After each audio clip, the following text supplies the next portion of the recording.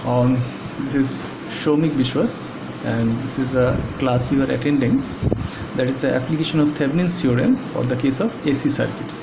Now I have jotted down few problems for you to discuss what is the application of that Thevnin's theorem in that type of AC circuits.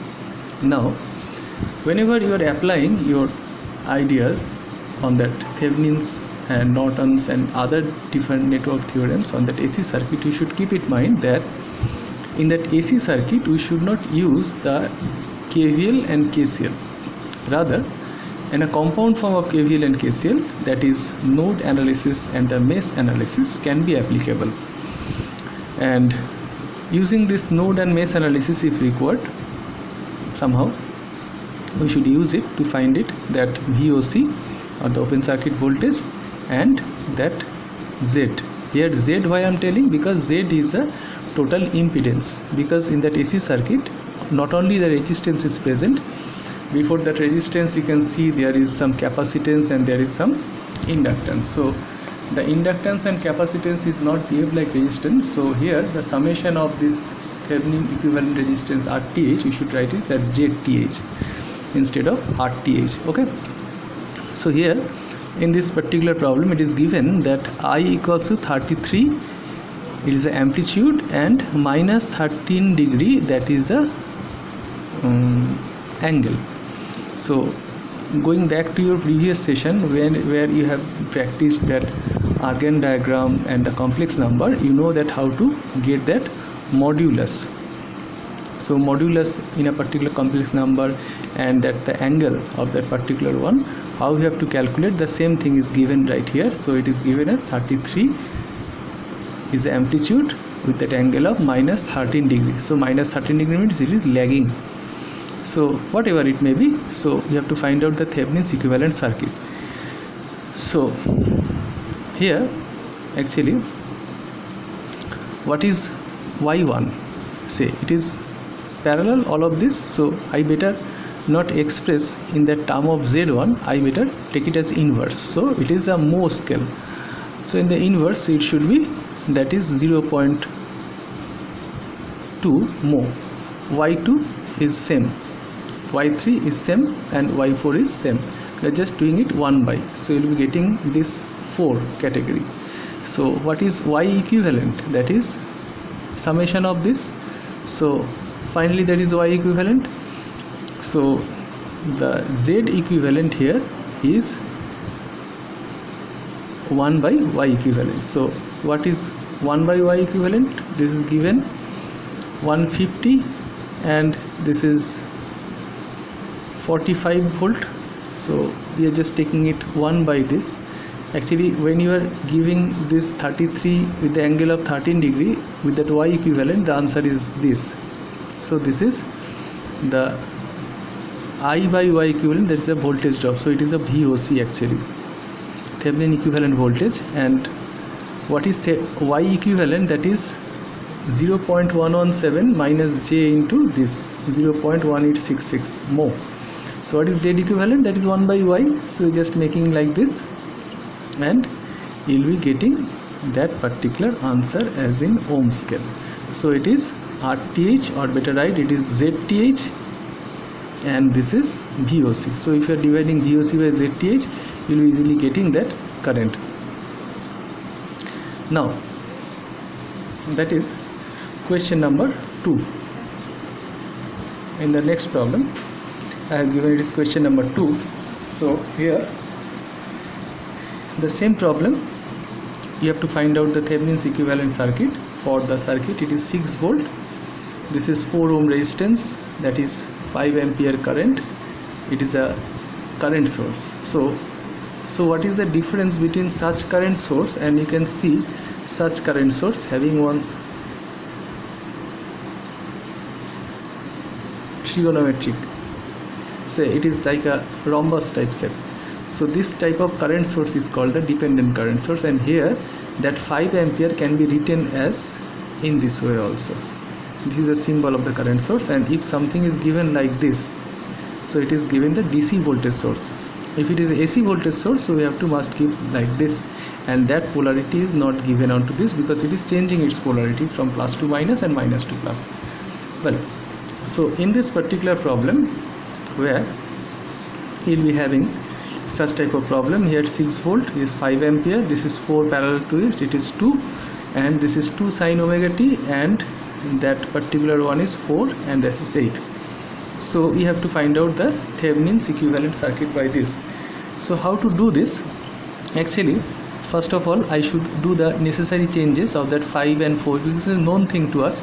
So I can easily write that there is 20 volt with series that 4, we should convert it, and that 6 and 4, so it is given as 6 with that 4, 20 of 4, that is 2 is given, 2 sin omega t, this is 4, this is 8. So this is my initial circuit. So I should consider that loop 1 and loop 2 for this. So what is the loop 1?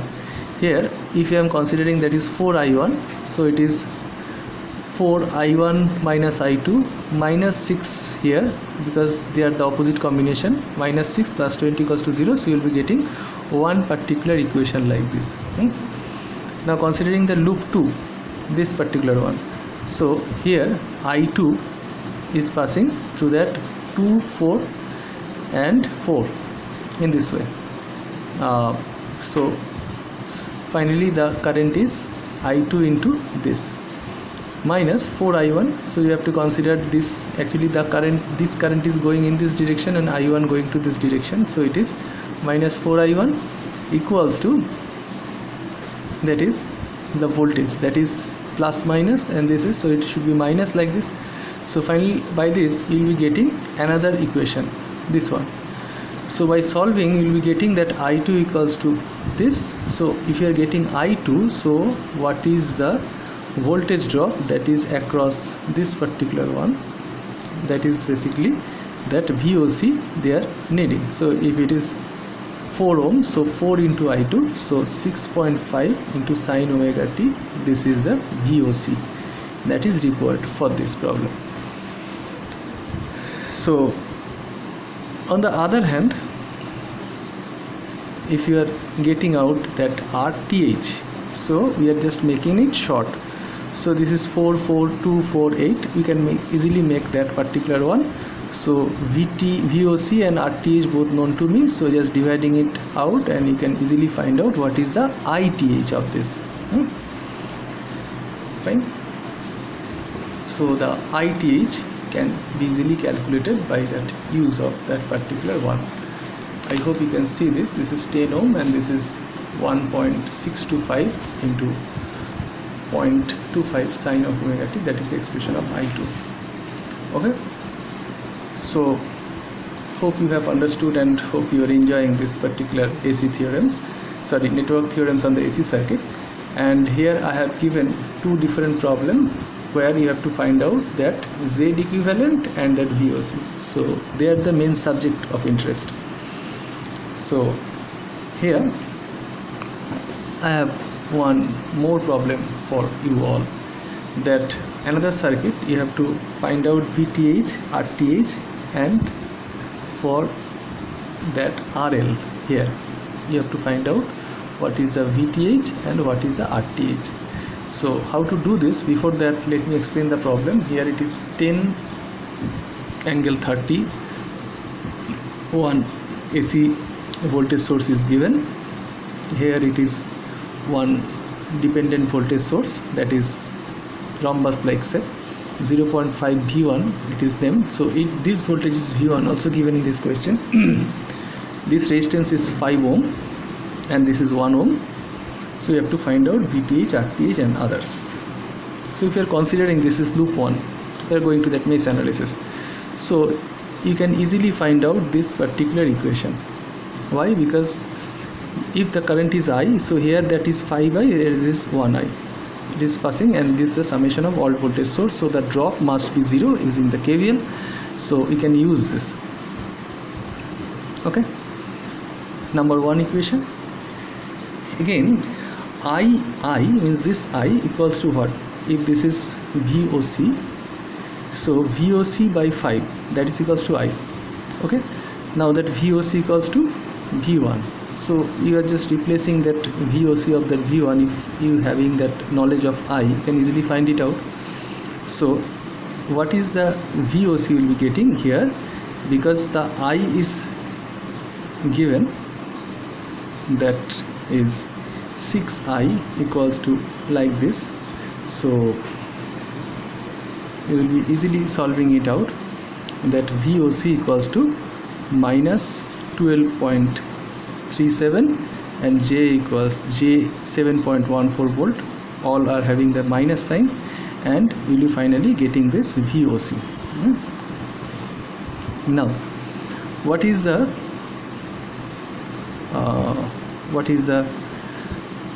current flow of that particular RTH? Now one thing I would like to mention here, I is replaced with that VOC by 5. So you should write that VOC by 5, here VOC by 5, here V1 equals to VOC. So everything is coming in that VOC. So finally you will be getting that VOC, what is the exact value. Now how to find out that RTH? We have to first find out ISC right here. So if you are making it again short circuited, so that V1 equals to 0.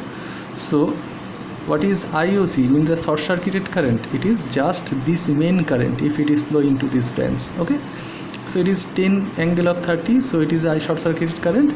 So V by I equals to R. So finally we will be getting ZTH like this here. ZTH equals to VOC by ISC, and finally we will be getting this particular value. So this particular value is what? The scale of ohm, but we are having some angle.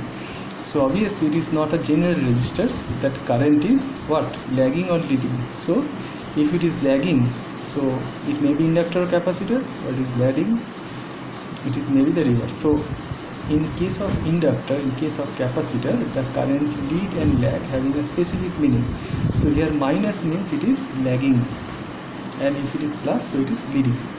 So you know that the expression of the inductor and the capacitor if you are writing, so obviously it is either 1 by j omega or only j omega, that is j omega L or 1 by j omega C. So in one current, if it is capacitor, so obviously it should have a specific lead, either lag, or if you are taking some kind of inductor, it have a specific lead or lag. So what is actually lead or what is actually lag, what is for inductor, what is for capacitor, you should read it out. You should decide it by studying your books in that basic chapter, that whether the inductor and the capacitor, it is used in the circuit, whether it is leading or lagging. Finally, that is a conclusion of my today's lecture. I have concluded the entire Thevnin's theorem and applied the Thevnin's theorem in that AC and DC circuit both. I have discussed few numerical examples on this. Hope you have enjoyed that entire class, and in future if you having get stumbled in any sort of area, if you are having some problem in solving of any sort of mathematical problem regarding AC and DC circuit where the Thevnin's theorem is applied, you should write me freely, or you should need my suggestion. So better try to do this particular problem by your own. You may not use Thevnin's theorem, you may use any theorem, any KVL, KCL, node loop, whatever you think that is good. If it is not applicable, the result you can't find out. So in the same way, if Thevnin's is applied, so the superposition can be applied. If superposition can be applied, so the Norton can be applied. So any circuital theorem, actually all these are the approach, can be applied sequentially. So finding out the answer, if you can clarify that your answer is correct, so obviously you can apply the second or third approaches to this, and obviously if the first approach is correct, by the application of second and third approaches of the different circuital theorem in the same problem, you will having the same answer. Thank you very much for today's class. We will find out more better experience and will share with you many new things in the next class, where I have discussed that Norton theorem and the application of Norton theorem in the both area of AC and DC analysis. And see you all very early next class. Bye bye.